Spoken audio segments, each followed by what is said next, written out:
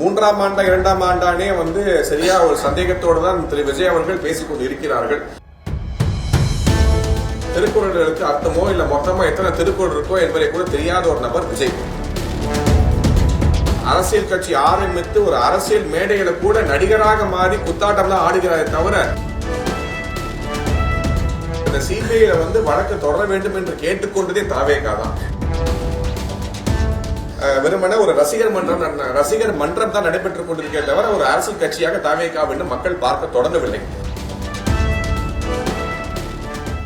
ஆனா இப்போ நேற்று இந்த 3ஆம் ஆண்டு தாவேகா தொடக்க விழாவில் திமுகவை பத்தி ஒரு திருக்குறள் சொல்லியிருக்காரு விஜய். அதை நீங்க எப்படி பாக்குறீங்க? மூன்றாம் ஆண்டா இரண்டாம் ஆண்டானே சரியா ஒரு சந்தேகத்தோடு தான் திரு விஜய் அவர்கள் பேசிக்கொண்டு இருக்கிறார்கள். ஏன்னா தமிழ்ல பேசும்போது இரண்டாம் ஆண்டு அப்படின்னு சொல்றாரு, இங்கிலீஷ்ல பேசும்போது மூன்றாம் ஆண்டு அப்படின்னு சொல்றாரு. எத்தனை ஆண்டா கட்சி நடத்துறாரே தெரியல. ஏன்னு கேட்டீங்கன்னா அவர் இன்னும் பனையூரை விட்டு வெளியே வரல. ஸ்கிரிப்ட் எழுதி கொடுத்தாரு, எப்படி சினிமால வசனம் படித்து பேசுவார் அதே போல திருக்குறள் பேசிவிட்டார். நீங்க தனியா இப்படி கேள்வி கேட்கறது போல பிரசுக்காரங்க அவர்கிட்ட போய் திருக்குறளுக்கு அர்த்தத்தை கேட்டீங்க கட்சிமா தெரியாது. ஏன்னா அவர் மகிழ்ச்சி பேசின ஒரு குரல் தானே தவிர திருக்குறளுக்கு அர்த்தமோ இல்ல மொத்தமா எத்தனை திருக்குறள் இருக்கோ என்பதை கூட தெரியாத ஒரு நபர் விஜய். நடிகராக இருந்து வெறும் நடிகராகவே ஜெயித்து அரசு வந்துவிடலாம் என்ற எண்ணம் எப்போதும் தமிழகத்தில் படிக்க போவது கிடையாது. இன்னொரு எம்ஜிஆர் பிறந்து வர போவதும் கிடையாது.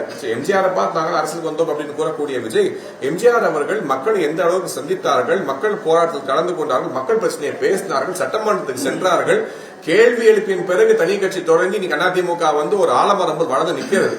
எதுவுமே பண்ணாம எந்த மக்களோட விஷயத்திலையும் கவனம் செலுத்தாமல் இப்ப கூட பாத்தீங்கன்னா ஒரு அரசியல் கட்சி ஆரம்பித்து ஒரு அரசியல் மேடைகளை கூட நடிகராக மாறி குத்தாட்டம் தான் ஆடுகிறாரே தவிர மக்களோட குற்றங்களுக்கோ பிரச்சனைகளுக்கோ குரல் கொடுக்க தயாராக இல்லை. நான் திமுகவை எதுக்கேன், நான் பாஜக எதுக்கேன், எதுக்கோ தப்பு இல்லை.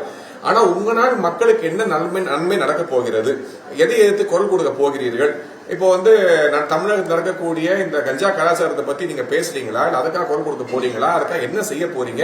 எதுவுமே சொல்லாம 3 வருஷம் கட்சி நடத்திய ஒரே கட்சி தாவேகா தான் என்கின்ற பெருமை தாவேகாவுக்கும் அந்த கட்சியின் தலைவருக்கும் சென்றடையும். ஆனா இப்போ ஸ்டாம்பீடு விவகாரத்துல சிபிஐ அழுத்தம் கொடுக்கறதா, தாவேகாக்கு அழுத்தம் கொடுக்கறதா ஒரு பரவலா ஒரு கருத்து இருக்கு. அது உண்மையாவே அழுத்தம் கொடுக்கப்படுதா?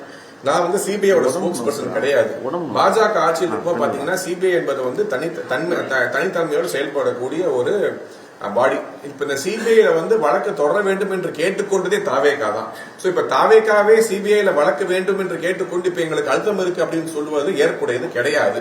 ஏனென்று கேட்டால் இன்னைக்கு சிபிஐ பொறுத்தவரை ஆட்சியாளர் முதற்கொண்டு, எஸ்பி முதற்கொண்டு, காவலாளிகள் முதற்கொண்டு எல்லாத்தையுமே என்கொயரி கூப்பிட்டுருக்காங்க.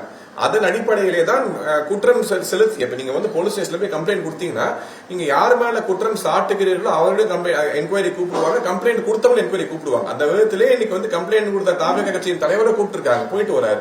இதுவே அழுத்தம் பண்ணி பார்த்தாருன்னா எப்படி ஒரு மக்கள் பிரச்சனைக்காக குரல் கொடுக்க போகிறார், மக்களுக்காக எப்படி நிக்க போகிறார்? ஏற்கனவே கரூரில் நடந்த சம்பவத்துக்கு நேரடியாக சென்று மக்களை சந்திக்காத ஒரு தலைவராக இருந்து கொண்டு வருகிறார். ஸ்டார் ஹோட்டல்லே கட்சி நடத்தி கான்பரன்ஸ் ஹாலுக்குள்ளேயே மீட்டிங் போட்டு இதுலயே அரசியல் என்று சொல்லக்கூடிய நபர் நாளைக்கு தலைமைச் செயலகத்தை இந்த 4 சீசன்ஸ் ஹோட்டலுக்கு மாத்தாலும் ஆச்சரியப்படுறது கிடையாது. என்டிஏ கூட்டணி ஒரு அடிமை கூட்டணின்னு சொல்லி விமர்சிக்கப்பட்டது. அதுக்கு பாஜக தரப்புல இருந்து என்ன பதில் சொல்றது? யார் விமர்சனம் வைத்தது? தாவேகா சொல்றாங்க, திமுகவும் சொல்றாங்க.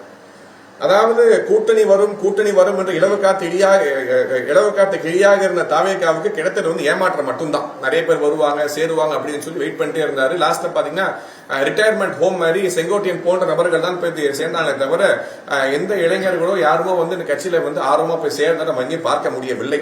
இப்போதும் கூட வெறுமனே ஒரு ரசிகர் மன்றம் தான் நடைபெற்றுக் கொண்டிருக்கே தவிர ஒரு அரசியல் கட்சியாக தாவேகா என்று மக்கள் பார்க்க தொடங்கவில்லை. அதே சமயத்துல யார் அடிமை என்கின்ற கேள்விக்கு திமுக கொஞ்சம் சிந்தித்து பார்க்க வேண்டும்.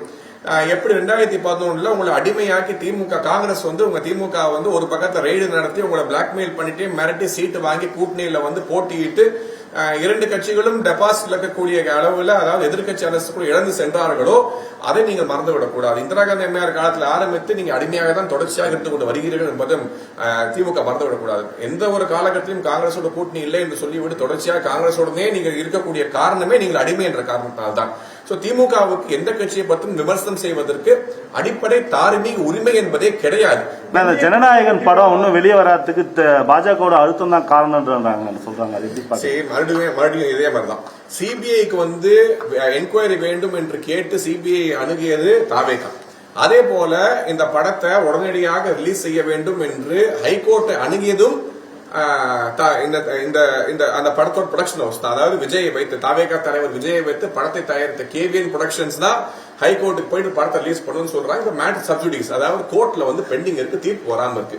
தீர்ப்பு வராம இருக்கக்கூடிய சமயத்துல படத்தை ரிலீஸ் பண்ணணும் அப்படின்னு சொல்லி அவர்கள் எதிர்பார்ப்பது நியாயம் இல்லாத ஒரு விஷயம்.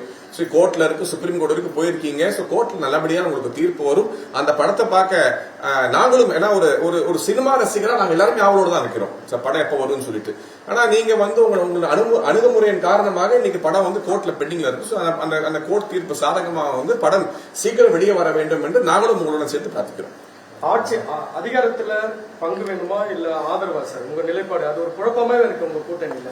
பாஜகவோட நிலைப்பாடு இந்த கேள்விக்கான பதில் வந்து நிச்சயமாக தேர்தலுக்கு பிறகு பாஜகவின் தேசிய தலைமையும் அதிமுக தலைமையும் சேர்ந்து முடிவெடுத்து மக்களுக்கு தேவையான ஒரு நல்லாட்சி அமைய வேண்டும் என்பது எங்களோட முதல் நோக்கம். ஆட்சியோ அதிகாரமோ ரெண்டாவது, ஃபர்ஸ்ட் திமுக வீட்டுக்கு அனுப்ப வேண்டும். அதற்காக அமைந்த கூட்டணி ஏற்கனவே சொன்ன மாதிரி அடகு வைத்த கூட்டணி கிடையாது, கொள்கை கூட்டணி. கொள்கை கூட்டணி எப்போதும் தெளிவாக இருக்கும். அந்த கூட்டணி ஜெயித்த பிறகு இதற்கான விடைகள் உங்களுக்கு நிச்சயமாக